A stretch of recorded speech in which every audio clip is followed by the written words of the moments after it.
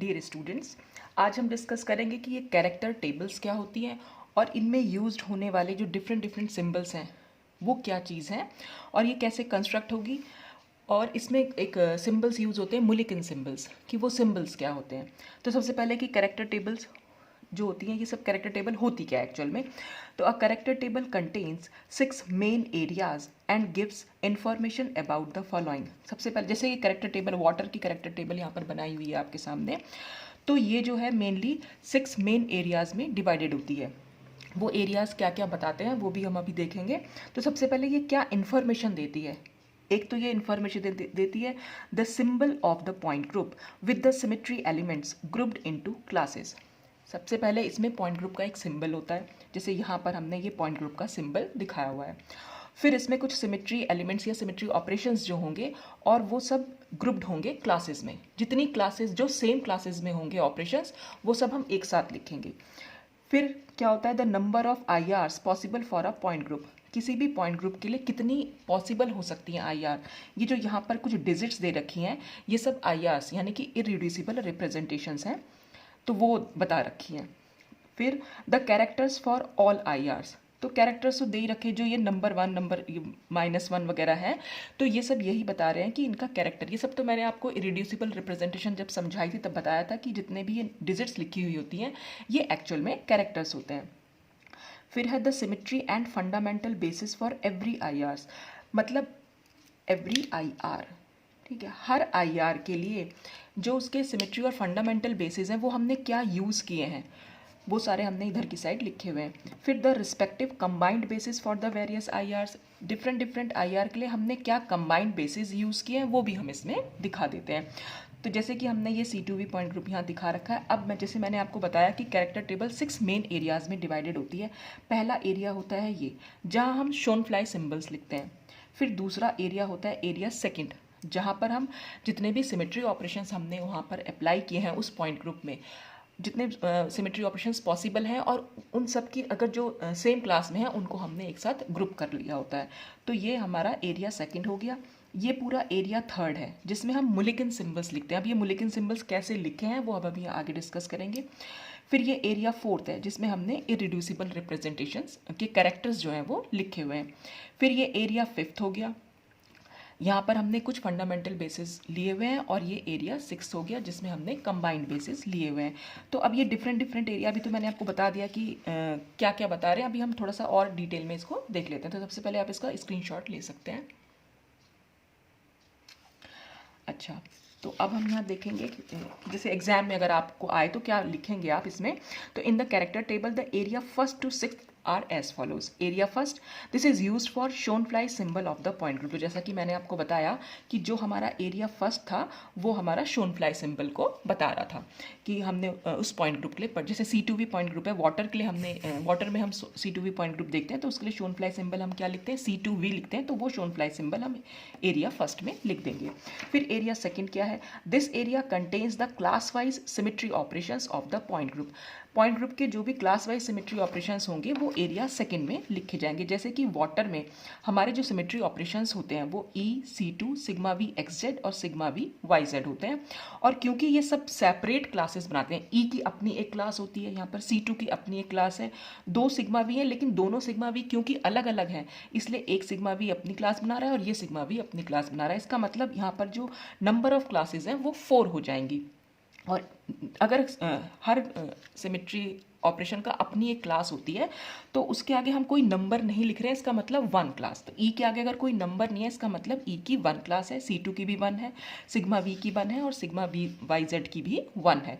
कहीं कहीं पर आपको देखने को मिलेगा 2 सिग्मा V लिखे होंगे या 3 C2 लिखी हुई होंगी। तो 3 जो नंबर्स लिखे हुए होते हैं तो इसका मतलब है कि वहाँ पर वो जो सिमेट्री ऑपरेशंस को सेम सिमेट्री ऑपरेशंस को हमने एक सिंगल क्लास में ग्रुप कर दिया है। अच्छा, फिर एरिया थर्ड क्या बता रहा है, this area contains the Mulliken symbols of the I R. जैसे कि मैंने आपको बताया कि ये जो एरिया थर्ड है ये मुलिकन सिंबल्स देता है इन आई आर के लिए। अब ये कैसे डिराइव करेंगे ये हम अभी आगे डिस्कस करेंगे।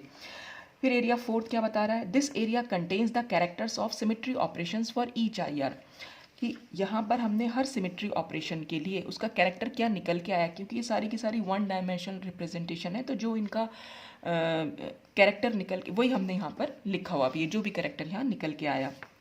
अच्छा, फिर एरिया फिफ्थ क्या बता रहा है, this area contains the translational vector x y z and rotational vectors R x R y R z which forms the basis of IRs. तो ये जो यहाँ पर लिखा हुआ है, मैंने z लिखा है, x लिखा है, y R z R y R x, तो r वाले क्या हैं वो तो बता रहे हैं रोटेशनल वेक्टर। जब हमने रोटेशनल वेक्टर को एज बेसिस लिया तो हमारे कैरेक्टर डिफरेंट डिफरेंट ऑपरेशंस के लिए क्या है वही हमने, इसीलिए हमने ये लिखे हुए हैं। और एक्स वाई जेड क्या है, जो ट्रांसलेशन वेक्टर्स को जब हमने बेसिस बनाया तब हमारे क्या कैरेक्टर्स निकल के आए उस हिसाब से। तो इस ये हमने जो यहाँ लिखा हुआ है वो एक्चुअल में रिजल्ट्स एंड ट्रांसलेशनल वेक्टर्स और रोटेशनल वेक्टर्स को जब हमने एज बेसिस माना तो कैरेक्टर्स क्या निकल के आ रहे हैं। तो जो भी कैरेक्टर्स निकल के आते हैं इन सिमेट्री ऑपरेशंस के लिए, बस उसी के सामने हम वो वाला उसका जो ट्रांसलेशन वेक्टर का या रोटेशनल वेक्टर के लिए आर एक्स आर वाई या एक्स वाई जेड जो है हम यहाँ पर लिख देते हैं। कैसे लिखेंगे वो अभी हम डिस्कस करेंगे। एरिया नेक्स्ट है six, last area. This area provides information about the binary combination of X Y and Z which form combined basis of certain IRs. कुछ आईआरस में क्या करते हैं हम बाइनरी कॉम्बिनेशन ले लेते हैं इन एक्सिस का, तो वो हमें जैसे यहाँ पर बाइनरी कॉम्बिनेशन से मतलब जिसमें हमने दो एक्सिस को इंक्लूड किया हुआ हो, जैसे ये एक्स वाई है, एक्स जेड है, वाई जेड है, तो हमने किसी पर्टिकुलर के आगे ही एक्स वाई है, किसी पर्टिकुलर के आगे एक्स जेड क्यों लिखा है वो सब अब अभी हम डिस्कस करेंगे। तो फिलहाल आप इसका स्क्रीनशॉट ले लीजिए। तो कैरेक्टर टेबल अगर लिखने को आती है तो पहले कैरेक्टर टेबल के बारे में बता दिया कि क्या इन्फॉर्मेशन देती है, फिर एक का एग्जाम्पल दे दिया और उसके बाद हमने इन एरियाज़ के बारे में बता दिया। ठीक है, अब हम डिस्कस कर लेते हैं कि ये मुलिकन सिंबल्स क्या होते हैं, किस हिसाब से हमने दिए हैं। देखिए, अगर हमारे पास वन डायमेंशनल आई आर है तो हम उसके लिए मुलिकन सिंबल यूज़ करते हैं ए या फिर बी। 2 डायमेंशनल है तो हम ई लिखेंगे, 3 डायमेंशनल है तो हम टी लिखेंगे, 4 है तो जी और 5 है तो एच। 4 और 5 की तो जनरली हमें ज़्यादा ज़रूरत नहीं पड़ती है, हम जितने भी पॉइंट ग्रुप्स अभी तक हमने डिस्कस किया वो सब 1 डायमेंशनल, 2 या 3 डायमेंशनल है। और डायमेंशंस हमें कैसे मालूम पड़ती है, ये मैंने आपको बताया था जब इरिड्यूसिबल रिप्रेजेंटेशन निकालना बताया था कि ई के अंडर जो भी कैरेक्टर्स लिखे हुए हैं वो एक्चुअल में उसकी आई आर की डायमेंशंस के बारे में बताते हैं। जैसे कि ई के अंडर यहाँ पर सारे 1 1 1 लिखे हैं, इसका मतलब जितनी भी ये आई आर रिप्रेजेंटेशंस हैं ये सब 1 डायमेंशनल हैं। तो बस 1 डायमेंशनल अगर होगी तो हम ए या बी यूज़ करेंगे, 2 डायमेंशनल होगी तो ई और 3 होगी तो टी। 4 और 5 के लिए आप याद कर सकते हैं, हालांकि ये कभी ज़्यादा यूज़फुल नहीं है अभी हमारे लिए। फिर क्या है, अब 1 डायमेंशनल में हमने ए या बी यूज़ करना है, तो कब हम ए यूज़ करेंगे कब हम बी यूज़ करेंगे, फिर इसके लिए फर्दर रूल है कि 1 dimensional IRs which are symmetric to principal axis. तो हम देखेंगे प्रिंसिपल एक्सिस के लिए अगर 1 डायमेंशनल आई आर सिमेट्रिक होगी तो हम ए लिखेंगे, एंटी सिमेट्रिक होगी तो बी लिखेंगे। अब ये सिमेट्रिक टू प्रिंसिपल एक्सिस का मतलब क्या है, सिमेट्रिक का मतलब होता है अगर उस पर्टिकुलर ऑपरेशन के नीचे कोई पॉजिटिव कैरेक्टर है, यानी प्रिंसिपल एक्सिस के नीचे अगर पॉजिटिव कैरेक्टर है तो हम ए लिखेंगे और अगर नेगेटिव कैरेक्टर है तो हम बी लिखेंगे। तो मतलब पॉजिटिव कैरेक्टर का मतलब होता है सिमेट्रिक और नेगेटिव कैरेक्टर का मतलब होता है एंटी सिमेट्रिक। तो हमें सिर्फ प्रिंसिपल एक्सिस के लिए यहाँ पर देखना है, ठीक है। अच्छा, प्रिंसिपल एक्सिस जैसे अगर हम यहाँ पर देखें, जैसे हमने यहाँ पर प्रिंसिपल एक्सिस यहाँ पर तो हमारी क्योंकि एक ही एक्सिस है, मैंने जब आपको ये एक्सिस ऑफ सिमेट्री बताया था तो मैंने बताया था कि 2 टाइप की एक्सिस ऑफ सिमेट्री होंगी, एक प्रिंसिपल एक्सिस होगी, दूसरी सब्सिडरी होगी। प्रिंसिपल एक्सिस का मतलब होता है जो हायर ऑर्डर की हो, और जो जैसे C4 भी प्रेजेंट है और C3 भी प्रेजेंट है किसी पॉइंट ग्रुप में, तो C4 जो होगी वो प्रिंसिपल एक्सिस हो जाएगी और जो C3 या C2 हो जाएंगी वो सब सब्सिडरी एक्सिस हो जाएंगी। तो अब हम ये कह रहे हैं जैसे हमने यहाँ पर मुलिकन सिंबल अगर हमें देना है तो सबसे पहले तो हमने डायमेंशंस देखी, ये 1 1 1 है, तो हम यहाँ पर या तो ए आएगा या फिर बी आएगा, ठीक है। अब क्योंकि हमें ए या बी में से चूज़ करना है तो हम प्रिंसिपल एक्सिस देखेंगे, क्योंकि यहाँ पर एक ही हमारे पास एक्सिस है तो वही प्रिंसिपल एक्सिस होगी। तो क्योंकि प्रिंसिपल एक्सिस के नीचे 1 लिखा हुआ है इसलिए हमने इसको सिंबल दिया 1। 1 मतलब ये सिमेट्रिक हो गई, पॉजिटिव है ये कैरेक्टर, ठीक है।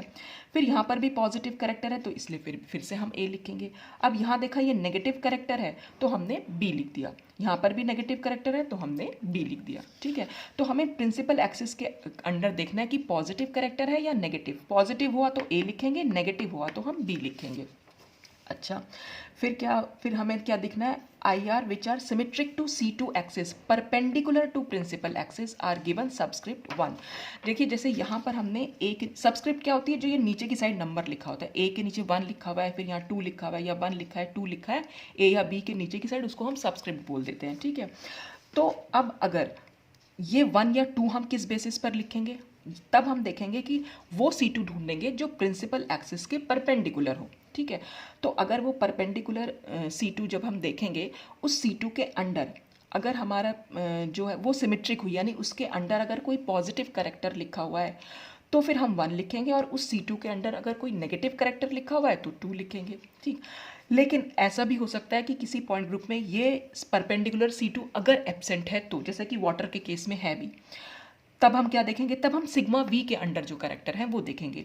तो सिग्मा वी अगर सिमेट्रिक हुई तो फिर हम 1 लिखेंगे, और सिग्मा वी अगर एंटी सिमेट्रिक हुई तो हम 2 लिखेंगे। यानी कि सिग्मा वी के अंडर अगर करेक्टर पॉजिटिव है तो हम 1 लिखेंगे, और अगर नेगेटिव है तो हम 2 लिखेंगे। ठीक, तो अब हम यहाँ देख लेते हैं, हमने ए और बी तो दे दिया था ऑलरेडी।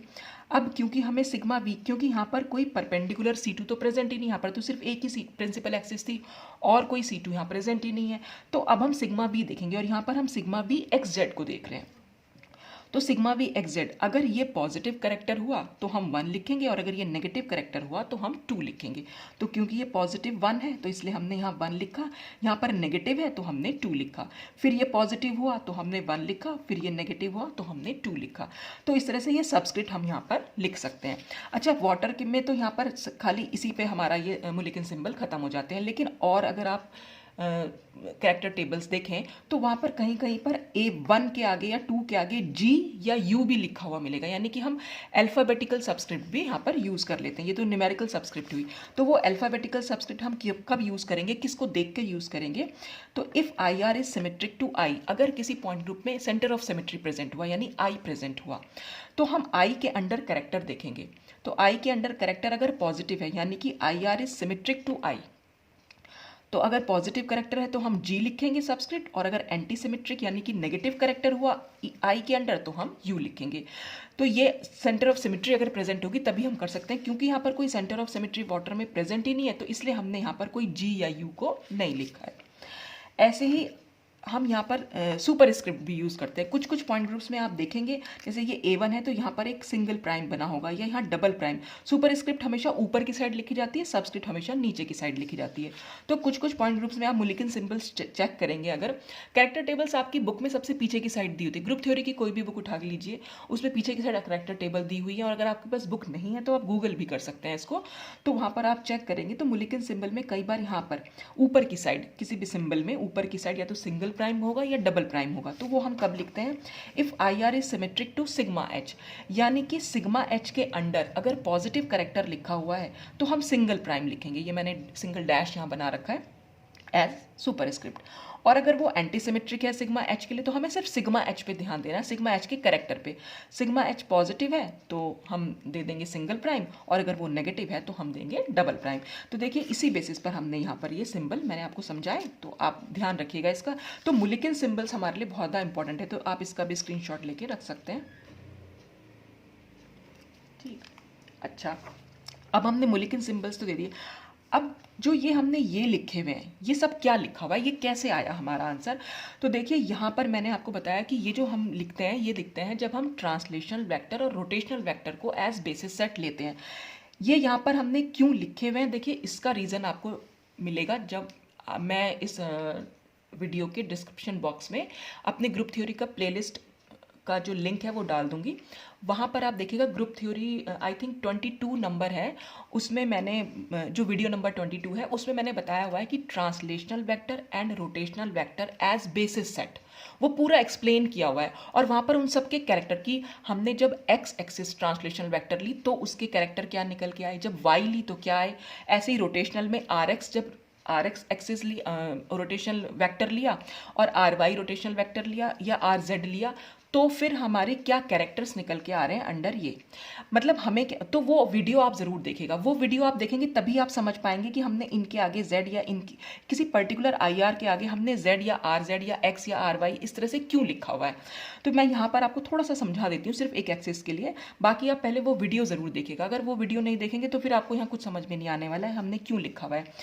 हमें एक्चुअली में क्या करना है, सबसे पहले हम ट्रांसलेशनल वेक्टर्स की बात कर लेते हैं। ट्रांसलेशनल वेक्टर का मतलब आप बहुत सिंपल सा, मैं बहुत आसान सी भाषा में समझाना चाह रही हूँ कि ट्रांसलेशनल वेक्टर के लिए हमें क्या करना है। जैसे वाटर का मॉलिक्यूल था, हमारा वाटर का मॉलिक्यूल क्या है, ये O, ये H और ये H, ठीक है। फिर हम यहाँ पर एक्सिस को मान लेंगे अपनी, ये z एक्सिस सपोज मान ली, ये y एक्सिस और ये x एक्सिस। तो अगर मैं यहाँ दिखाना चाहूँ ऐसे, तो ये z एक्सिस है, ये y एक्सिस है और ये x एक्सिस है, ठीक है। तो जो जो सिमेट्री ऑपरेशंस हम यहाँ अप्लाई करेंगे, हमें सिंपल ये देखना है कि इन एक्सिस पर उसका क्या फ़र्क पड़ता है। क्या ये एक्सिस अपनी जगह पे रहती हैं? अगर ये एक्सिस अपनी जगह पे रहेंगी तो हम इनके लिए कैरेक्टर लिखेंगे +1, और अगर ये अपनी रिवर्स डायरेक्शन में चली जाती हैं तो हम लिखेंगे -1। बस आपको इतना ध्यान रखना है। बाकी पूरा डिटेल में मैंने उस वीडियो में समझाया हुआ है, translational vector and rotational vector as basis set, group theory 22 video है वो, ठीक है। और डिस्क्रिप्शन बॉक्स में आपको इसका पूरी प्लेलिस्ट का लिंक मिल जाएगा, तो आप ज़रूर चेक कीजिएगा। बस यहाँ पर मैं सिर्फ आपको एक बार एक्स एक्सिस के लिए समझा देती हूँ। बस देखिए, हमने यहाँ पर अपने ऑपरेशंस लिखे, ई था, फिर C2 था, सिग्मा XZ था और सिग्मा YZ था, ठीक। अब हमने यहाँ पर, ये हमारा मॉलिक्यूल है, इस मॉलिक्यूल को पे मतलब हमने ये मॉलिक्यूल को इस एक्सिस पर हमने इमेजिन करना है, यानी ये एक्सिस कुछ इस तरीके से है, ठीक है। इस पर ये हमारा मॉलिक्यूल जो है कुछ इस तरीके से रखा हुआ है, ऐसे समझ लीजिए, ये H है, ये H है और यहाँ पर ऑक्सीजन है, ठीक है। आपको ऐसे इमेजिन करना है। अब सब ये हमारी एक्स एक्सिस है, तो मैं जब ट्रांसलेशनल वेक्टर हम एज एक्स एक्सिस ले रहे हैं, मतलब ट्रांसलेशनल वेक्टर यानी कि TX जो है हमारा, जब हम उसे बेसिस मान के चल रहे हैं, ठीक है। बेसिस मानने का मतलब है उस पर क्या इफेक्ट हो रहा है इन सारे सिमेट्री ऑपरेशंस का। तो जब हम इस पर ई अप्लाई करेंगे, तो देखिए ई अप्लाई करने पर मतलब हम कुछ भी नहीं कर रहे हैं, तो एक्स एक्सिस हमारी एज इट इज़ ही रहेगी। तो जब ये एज इट इज़ ही रहेगी तो हम इसके नीचे लिख देंगे +1। प्लस लगाने की जरूरत नहीं, आप सिंपल 1 भी लिख सकते हैं, ठीक। अब हम इस एक्सिस मतलब इस मॉलिक्यूल पर जब हम C2 अप्लाई करेंगे, तो हम C2 कैसे अप्लाई करेंगे, क्योंकि Z हमारी C2 जो होती है वो Z एक्सिस के अलोंग हमने इमेजिन की हुई है शुरू से ही, ये मैं आपने प्रीवियस वीडियोस देखे होंगे तो शुरू से ही। तो हमारी यानी कि ये वाली C2 होगी, ठीक है। जब ये C2 होगी तो हम क्या करेंगे, उठा के इसको ऐसे कर देंगे, ठीक है। हमारा मॉलिक्यूल जो इस तरीके यानी कि H1 और ये H2, तो जब हम इसको उठा के ऐसे रखेंगे तो H1 तो H2 की जगह पे आ जाएगा और H2 जो है वो H1 की जगह पे आ जाएगा। तो हमने मॉलिक्यूल को ऐसे पकड़ा और यूं करके घुमा दिया, ठीक। अब यही हम इफेक्ट इस पर देखेंगे अपनी एक्सिस पर, हमें सिर्फ एक्सिस पर, उस एक्स एक्सिस पर, सिंपल सी भाषा में बता रही हूँ मैं कि सिंपल आपको उस एक्स एक्सिस पर इफेक्ट देखना है उस ऑपरेशन का। तो अगर मैं C2 इस पर अप्लाई करूँ तो मैं क्या करूँगी, हमने मॉलिक्यूल को ऐसे पकड़ के ऐसे तो घुमाया, तो हम अपनी ये एक्सिस को भी ऐसे पकड़ के ऐसे घुमाएंगे। और आप सिर्फ एक्स एक्सिस पर ध्यान दीजिएगा, एक्स एक्सिस का क्या हुआ, एक्स एक्सिस अपने से ऑपोजिट डायरेक्शन में चली गई, यानी कि वो -1 हो गई। तो इसलिए इसका कैरेक्टर हो गया -1, ठीक। अब हमने इसमें सिग्मा XZ लगाया। XZ कैसे लगाएंगे, देखिए ये है x एक्सिस और ये है z एक्सिस। XZ प्लेन लगा रहे हैं हम यहाँ पर, तो यानी ये वाला प्लेन लगाएंगे हम, ऐसे वाला प्लेन जो x और z, ये XZ प्लेन ही तो होगा हमारा, दो एक्सिस के बीच का जो प्लेन होता है वही हमें यूज़ करना है। तो XZ प्लेन हमारा ये x एक्सिस है और ये z एक्सिस, तो ये हो गया XZ प्लेन। तो जब हम इस पर XZ प्लेन अप्लाई करेंगे तो XZ प्लेन अप्लाई करने का क्या मतलब हुआ, ये H1 हमें यहाँ दिखाई देगा और H2 हमें यहाँ पर दिखाई देगा, यही तो मतलब हुआ, ठीक है। और जब हम इस एक्सिस पर ये अप्लाई करें तो हम इस पर भी ऐसे ही अप्लाई करेंगे। तो जब हम इस पर ऐसे अप्लाई करेंगे तो क्या एक्स एक्सिस पर कोई फर्क पड़ेगा, कोई फर्क नहीं पड़ेगा, एक्स एक्सिस अपनी ही जगह पे रहेगी। तो जब एक्स एक्सिस अपनी ही जगह पे रहेगी तो हम इसको 1 लिख देंगे, ठीक है। अब हम सिग्मा वाई जेड कौन सा है, ये वाला प्लेन, यानी कि हम ये वाला प्लेन लगा रहे हैं इस मॉलिक्यूल पर, ये वाला प्लेन लगा रहे हैं, यानी मॉलिकुलर प्लेन लगा रहे हैं। तो मॉलिकुलर प्लेन जब हम लगाएंगे तो ये ऑक्सीजन इस H को और इस H को कट करता हुआ चला जाएगा, ठीक है। तो ये तीनों जो हैं हमारे एटम्स जो हैं वो कट हो जाएंगे। अब यही चीज़ हम इस पर अप्लाई करेंगे अपनी एक्सिस पर, ठीक है। मतलब हमने मॉलिक्यूल को यहाँ इमेजिन किया हुआ है और उस पर हम ये सब ऑपरेशन अप्लाई कर रहे हैं। तो क्योंकि हमारा ये इस तरह से रखा हुआ है तो हम इसी तरह से तो अप्लाई करेंगे। तो ये सिग्मा वाई जेड जब हम अप्लाई करेंगे तो क्यों, एक्चुअल में ये क्या चीज़ है, प्लेन हमारा क्या, हम मिरर इसको इमेजिन करते हैं। तो जब ये मिरर है तो ये जो ये ऊपर की साइड है उसमें मिरर में, जब हमने नीचे को मिरर रखा है तो ये नीचे की साइड दिखाई देगा, ये वाली एक्स एक्सिस जो है वो नीचे की साइड दिखाई देगी। तो जब नीचे की साइड दिखाई देगी इसका मतलब वो ऑपोजिट चली गई, तो हमारा इसका कैरेक्टर जो निकल के आ गया वो -1 निकल के आ गया। अब हम ये चेक करेंगे कि ये हमारी एक इरिड्यूसिबल रिप्रेजेंटेशन बन गई जब हमने ट्रांसलेशनल वेक्टर को एज बेसिस सेट लिया, जहाँ पे हमने सिर्फ एक एक्सिस को मान लिया हमने अपना बेसिस सेट, ठीक है। तो 1 -1 1 -1, तो हमें इसमें से वो इरिड्यूसिबल रिप्रेजेंटेशन ढूंढनी है जहाँ पर ये इस तरह से लिखा हुआ हो। तो अब देखिए यहाँ पर लिखा है B1, अगर हम चेक करें तो B1 में 1 -1 1 -1, तो क्योंकि इससे हमारा मैच हो रहा है तो इसीलिए हमने इसके आगे x लिख दिया। ये बात समझ में आई, और ये मैंने बहुत अच्छे से y के लिए भी z के लिए भी समझा रखा है। मैं आपको एक बार उसका रिजल्ट दिखा देती हूँ कि ये जो रिजल्ट निकल के आया था ट्रांसलेशनल वेक्टर जब हमने माना था। ये तो टी एक्स का तो समझा ही रखा, भी मैंने आपको समझाया भी। लेकिन जब हमने सबके देखे तो देखिए रिजल्ट निकल के टी एक्स का क्या आया था, +1 -1 +1 -1। तो वही हमने देखा। अब देखिए टी वाई का क्या रिजल्ट, ये आप खुद से करके देखिएगा या फिर पहले आप वीडियो चेक कर लीजिएगा। अब आपको यही सारे सिमेट्री ऑपरेशंस वाई एक्सिस पर अप्लाई करने हैं, यानी इस वाली एक्सिस पर अप्लाई करेंगे आप। तो इस एक्सिस में क्या चेंज हो रहा है, ये सारे सिमेट्री ऑपरेशंस अप्लाई करने के बाद उन्हीं चेंज को आपने इस तरह से लिखना है। फिर आपको इससे मैच करना है कौन सी इरिड्यूसिबल रिप्रेजेंटेशन बिल्कुल ऐसी हो रही है, बस उसके आगे आप उसको y लिख देंगे। तो अगर मैं आपको वो फाइनल रिजल्ट दिखाऊं, देखिए टॉ y का रिजल्ट आया था हमारा +1 -1 -1 +1, यानी कि बीच के दोनों -1 थे, कॉर्नर के दोनों +1 थे। तो अगर हम यहाँ देखें y के लिए, अगर हम यहाँ पर देखें तो हमारे रिजल्ट मतलब हमारा जो यहाँ पर सिग्मा XZ और सिग्मा YZ हमने लिया था, तो ये 1, ये -1, ये -1, ये यानी कि हमारे दो -1, बीच के दोनों -1 हो गए और कॉर्नर के दोनों +1 हो गए। वही हमारा यहाँ पर भी रिजल्ट निकल के आया था। तो बस हम इसके आगे y लिख देंगे। और Z एक्सिस पर जनरली कोई चेंज नहीं, क्योंकि Z एक्सिस हमारी ऊपर है, उस पर कोई चेंज नहीं होगा। आप कोई भी एक्सिस वहाँ पर अप्लाई करेंगे तो Z एक्सिस आप खुद से अप्लाई करके देखिएगा, कोई भी सिमेट्री ऑपरेशन आप अप्लाई करेंगे तो सारे +1 रहेंगे। तो ये सारे +1 है, इसीलिए हमने इसके आगे Z लिखा। तो बस आपने उस एक्सिस पर इफेक्ट देखना है इन सिमेट्री ऑपरेशंस का। सिंपल सी भाषा में बस इतनी सी बात है। ट्रांसलेशनल वेक्टर का मतलब ये हुआ, ठीक है। अच्छा, अब हम ऐसे ही रोटेशनल वेक्टर का रिजल्ट देख लेते हैं। रोटेशनल वेक्टर में भी मैं आपको RX के कंसर्न में ही समझा देती हूँ। देखिए रोटेशनल वेक्टर में आपको क्या करना होता है, ये जो भी एक्सिस आपने लेनी है, मान ली हम RX की बात कर रहे हैं, ठीक है। RX का मतलब हुआ एक्स एक्सिस पर हमें एक कर्व्ड एरो को इमेजिन करना है, ये कर्व्ड एरो। और इस कर्व्ड एरो पर हमने सारे सिमेट्री ऑपरेशंस अप्लाई करने हैं और फिर वैसे ही देखना है कि इस पर क्या इफेक्ट आ रहा है। अब इसमें क्या इफेक्ट हमें चेक करना है। देखिए जब हम कर्व्ड एरो को स्टार्टिंग में ले रहे हैं तो हमने कैसे लिया, कर्व्ड एरो की डायरेक्शन देखनी है, कहाँ से, टेल से लेके हेड तक। टेल से लेके अगर हेड की तरफ हम जा रहे हैं तो हम कैसे जा रहे हैं, हम जा रहे हैं क्लॉकवाइज डायरेक्शन में, ठीक है। तो हमें हमेशा क्लॉकवाइज डायरेक्शन में ही स्टार्ट करना है और फिर हम रिजल्ट देखेंगे कि क्या रिजल्ट ये ऑपरेशंस अप्लाई करने के बाद अगर ये क्लॉकवाइज ही रहा तो हम इसको +1 लिखेंगे, और अगर ये एंटी क्लॉकवाइज हो गया तो हम -1 लिखेंगे। तो ये जो रोटेशनल वेक्टर है, बस आपको उस एक्सिस पर जो भी आपने जैसे RX लिया तो एक्स एक्सिस पर आपको एक कर्व्ड एरो, कोई भी कर्व्ड एरो आप इस तरह से बना के देख सकते हैं। तो आपको इमेजिन करना है तो उस एक्सिस पर इस तरह से आपने इमेजिन करना है, इस तरह से, ठीक है। तो जब हम E अप्लाई कर रहे हैं तो देखिए E अप्लाई करने पर तो हम कुछ भी नहीं करेंगे, तो इसका मतलब डायरेक्शन तो हमारी एज इट इज रहेगी। जब डायरेक्शन हमारी एज इट इज रहेगी तो हम इसके लिए 1 लिख देंगे। अब C2 के लिए हम क्या कर रहे थे, C2 के लिए हम मॉलिक्यूल को ऐसे घुमा रहे थे, यूं पकड़ के यूं घुमा रहे थे, क्योंकि C2Z हमारी ये थी, इसी के अराउंड तो घुमा रहे थे। हम अपनी एक्सिस को भी ऐसे घुमा के देख रहे थे। तो जब हम इस पर अप्लाई करेंगे, मान लीजिए ये ऐसे था, तो जब हम इस पर अप्लाई करेंगे, जाहिर सी बात है जब ये हम ऐसे घूम के जाएगा तो भाई ये नीचे एरो भी तो, मतलब अगर हम इस पर C2 अप्लाई करेंगे तो हम इसको भी तो ऐसे ही घुमाएंगे।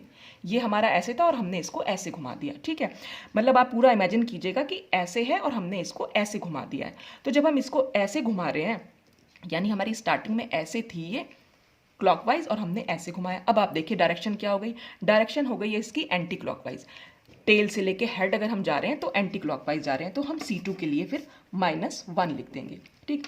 अब सिग्मा XZ हम ऐसे अप्लाई कर रहे थे, ठीक है। तो जब हम सिग्मा XZ ऐसे अप्लाई करेंगे और हमारा ये रोटेशनल वेक्टर हमने ऐसे बना रखा है, तो जब हम इस पर ऐसे अप्लाई करेंगे तो जाहिर सी बात है अगर मैं इसको ऐसे रखूँ इस पर हमने ऐसे अप्लाई किया तो क्या हो जाएगा, हमारा ये ऐसे अप्लाई किया सपोज, तो ये क्योंकि हमारा मिरर है तो ये जो हमारा हेड है वो हमें यहाँ दिखाई देगा और जो ये टेल है वो हमें यहाँ दिखाई देगी। यानी जो हमारा एरो है वो अब हमें कुछ इस तरीके से दिखाई देगा, पहले ये इस तरीके से था। तो जैसे ही हमने यहाँ पर एक मिरर प्लेन लगाया तो ये हेड जो है हमें यहाँ दिखाई देगा और ये हमें यहाँ दिखाई देगा। तो डायरेक्शन फिर से उल्टी हो जाएगी, पहले ऐसी डायरेक्शन थी अब ये डायरेक्शन हो गई, क्लॉकवाइज थी अब एंटी क्लॉकवाइज हो गई। तो डायरेक्शन क्योंकि चेंज हो गई तो हमने फिर से इस पर ऐसे लगाया। अब हमें सिग्मा YZ यूज़ करना है। सिग्मा YZ हम ऐसे लगा रहे हैं, अपना मॉलिक्यूल हमारा ये है और इसमें इस तरह से हम ले जा रहे हैं। तो यानी हमारा वेक्टर तो ऐसे था, अब हम इसमें इसको इस तरह से अगर ले भी गए तो कोई चेंज तो होगा नहीं, इसकी डायरेक्शन तो वैसी की वैसी रहेगी, चाहे आप इसको कैसे भी ले जाएं, डायरेक्शन इसकी ऐसी रहेगी। भले ही ये 2 इक्वल हाफ्स में डिवाइड हो जाए भले ही, लेकिन ये डायरेक्शन यही रहेगी। जब डायरेक्शन यही रहेगी तो हम इसके आगे 1 लिख देंगे, ठीक। तो इसका जो ये जो रिजल्ट आएगा ये हम चेक करेंगे और इसी के आगे हम RX लिख देंगे। तो किसके आगे हमें आर एक्स लिखना है? जब कॉर्नर पर दो 1 हो और मिडिल में दो -1 हो। तो यहाँ देख रहे हैं B2 में कॉर्नर पर दो 1 है और मिडिल में दो -1 है, इसलिए हमने इसके आगे आर एक्स लिखा। तो ट्रांसलेशनल वेक्टर y और आर एक्स या रोटेशनल वेक्टर दोनों के रिजल्ट क्योंकि सेम होते हैं, तो इसलिए हमारा इसके आगे y भी आ गया और आर एक्स भी आ गया। इसी तरह से आप हर एक्सिस पर रोटेशनल वेक्टर को इमेजिन कर लीजिए। इस पर ऐसे इमेजिन करेंगे और इस पर आप ऐसे इमेजिन करेंगे, मतलब कर्व्ड एरो आपको उस एक्सिस पर इमेजिन करना है और फिर इन ऑपरेशंस को करवाना है, इन ऑपरेशंस का इफेक्ट देखना है। डायरेक्शन अगर सेम रहेगी तो +1, डायरेक्शन अगर चेंज हो जाएगी तो -1। तो अगर आपको इतना समझ में आया है तो बाकी सारा आप खुद से करके देखिएगा कि ये यहाँ पर R x, R y, R z कैसे आया है। तो इसके लिए सबसे पहले आप वो वीडियो जरूर देखिएगा, वो वीडियो देखेंगे तो बहुत अच्छे से और ज़्यादा क्लियर हो जाएगा। बस डायरेक्शन में हमें चेंज लेना है शुरुआत रोटेशनल वेक्टर में स्पेशली, और बाकी इसमें तो हमें सीधा सीधा एक्स वाई और जेड एक्सिस में चेंज देखना है। तो ये हो गया हमारा एरिया 5th। अब ये एरिया 6th क्या है? एरिया 6 सबसे इजी होता है इसमें, जब हमारी 1 डायमेंशनल IR होती है। तो 1 डायमेंशनल में जनरली आपको यही देखने को मिलेगा x y, x z, y, combine set ले रहे हैं हमने, दो एक्सेस का कंबाइन सेट लिया है। देखिए यहाँ पर हमने एक्स स्क्वायर क्यों लिखा? एक्स स्क्वायर का मतलब होता है जो भी हमारे एक्स के आगे कैरेक्टर्स है हमें उनका स्क्वायर कर देना है और फिर रिजल्ट देखना है। देखिए अगर मैं इसका स्क्वायर कर दूंगी तो 1 आ जाएगा, -1 का स्क्वायर भी +1 होगा, इस 1 का स्क्वायर भी +1 होगा, इस -1 का स्क्वायर भी 1 होगा, यानी हमारे सारे कैरेक्टर्स जो हैं वो +1 होंगे। तो जब सारे कैरेक्टर्स +1 है तो हम इस पूरी इरिड्यूसिबल रिप्रेजेंटेशन में ढूंढेंगे कि चारों +1 कहाँ पर लिखे हैं। तो क्योंकि चारों +1 यहाँ लिखे हैं तो हमने इसी के आगे एक्स स्क्वायर लिख देना है। ऐसे हमें वाई स्क्वायर। अब आप देखें क्योंकि सारे ही हमारे 1 है और सब में -1 है, तो अगर हम स्क्वायर करेंगे तो सबका आंसर, चाहे हम y का देखें चाहे हम z का देखें, सबका आंसर, चारों का आंसर +1 ही आने वाला है। ये y है, इसको स्क्वायर करा तो 1 आएगा, इसका स्क्वायर करा 1 आएगा, इसका भी, सबका स्क्वायर करेंगे तो 1 आएगा। तो ऐसी इरिड्यूसिबल रिप्रेजेंटेशन हमारी सबसे पहली वाली है, इसीलिए हमने इसके आगे एक्स स्क्वायर, वाई स्क्वायर और जेड स्क्वायर लिखा। जेड स्क्वायर को भी, इनको भी स्क्वायर करके 1 ही आएगा आंसर, तो हमने यहाँ लिख दिया। अब ये एक्स वाई का क्या मतलब है? एक्स वाई का मतलब है हमने एक्स और वाई दोनों को मल्टीप्लाई किया और जो दोनों का रिजल्ट आया फिर हमारी क्या इरिड्यूसिबल रिप्रेजेंटेशन निकल के आई और हमने चेक किया और उसी के आगे हम एक्स वाई लिखेंगे। अब देखो एक्स और वाई, ये एक्स है और ये वाई है, ठीक है। अगर हम इस एक्स और ये वाई है ना, इसको इससे मल्टीप्लाई करेंगे तो आंसर हमारा 1 लिख के आएगा। -1 को -1 से मल्टीप्लाई करेंगे तो आंसर 1 आएगा। 1 को -1 से मल्टीप्लाई करेंगे तो -1 आएगा और -1 को 1 से मल्टीप्लाई करेंगे तो भी हमारा -1 आएगा। तो अब हम ऐसी IR ढूंढेंगे जिसमें शुरू के दो +1 हो और बाद के दो -1 हो। तो यहाँ पर शुरू के दो यानी A2 वाली रिप्रेजेंटेशन में दो शुरू के -1 है और लास्ट के दोनों -1, शुरू के +1 है और बाद के -1 है, इसीलिए हमने इसके आगे एक्स वाई लिख दिया, ठीक है। कंबाइंड एक्सिस लेनी है तो हम ये, मतलब ये हमने ये तो मेरा शुरू से लिखा हुआ है, अगर आपका लिखा हुआ नहीं है ना तब आपको कहाँ लिखना है, तो मतलब रटने की जरूरत नहीं है आपको कैरेक्टर टेबल, ये आप अपने आप से लिख सकते हैं।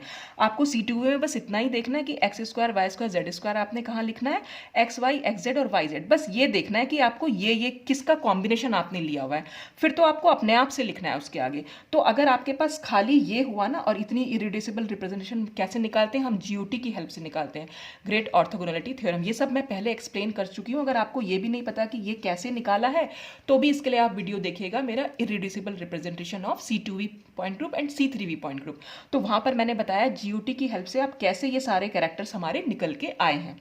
तो जब ये कैरेक्टर्स, तो आपके पास ये तो GOT की हेल्प से आ जाएंगे, ठीक है। फिर इसके मुलिकन सिंबल आप लिख लेंगे, ये आप ट्रांसलेशनल वेक्टर और रोटेशनल वेक्टर की हेल्प से लिख लेंगे, ठीक है। और फिर आपको बस दो को आपने कंबाइन करना है, एक बार तो सारी एक्सिस का स्क्वायर करना है और एक बार सबका अपना अपना कॉम्बिनेशन, एक्स का वाई के साथ, हर का हर के साथ लेना है। एक्स का वाई के साथ हो गया तो वाई का जेड के साथ भी ले लिया, एक्स का वाई के साथ है तो एक्स का जेड के साथ भी ले लिया, जेड का एक्स के साथ है तो जेड का वाई के साथ भी ले लिया। तो सारे कॉम्बिनेशन देखे और बस रिजल्ट में जैसे एक्स जेड हम कहाँ लिखेंगे, तो एक्स और जेड को हमें मल्टीप्लाई करना है।